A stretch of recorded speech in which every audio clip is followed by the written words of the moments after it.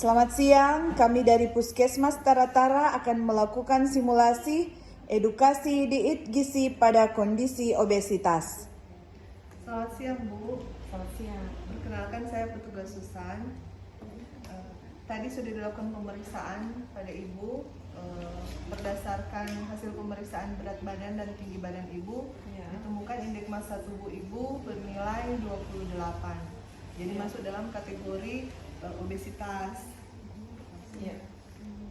Jadi apa yang harus saya lakukan, Sir?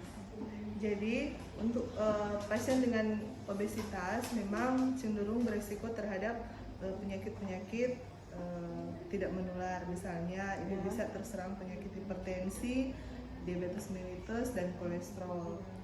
Jadi ada beberapa cara yang bisa dilakukan oleh ibu untuk mengurangi atau mengatasi supaya ibu tidak mengalami obesitas yang semakin parah.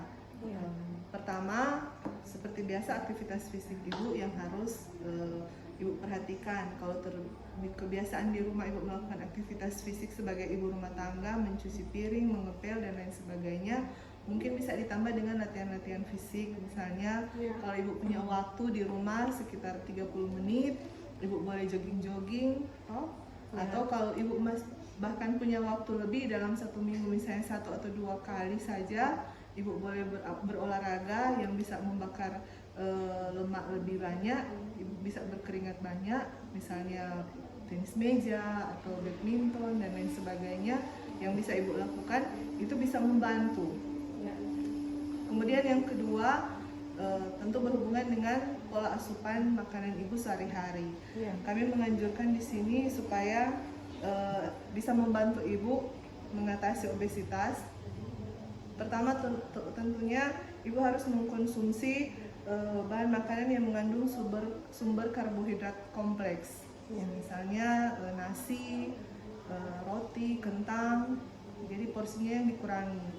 Atau mengurangi juga sumber karbohidrat yang sederhana. Misalnya ibu hobi manis-manis, gula, hobi cemilan, hobi minum minuman bersoda.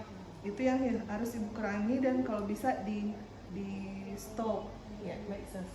Dan yang sebaiknya ibu konsumsi, sebaiknya mengutamakan konsumsi bahan makanan dengan mengandung sumber protein rendah lemak, misalnya putih telur, tahu, tempe, kacang-kacangan, atau ayam tanpa kulit.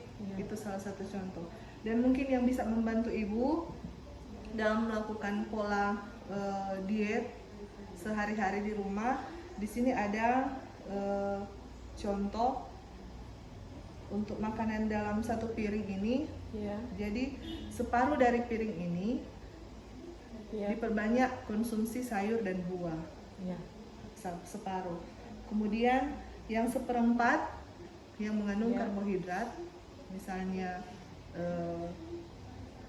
nasi, tapi dikurangi, dan yang seperempatnya lagi lauk pauk. Jadi perbanyak makan sayur dan buah, ya Bu.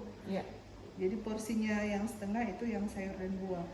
Mungkin perlahan-lahan ibu bisa mencoba supaya, karena memang untuk menurunkan obesitas itu tidak secara cepat ibu terima, tetapi perlahan-lahan pola hidup sehat dan konsumsi diet untuk obesitas itu ibu bisa lakukan.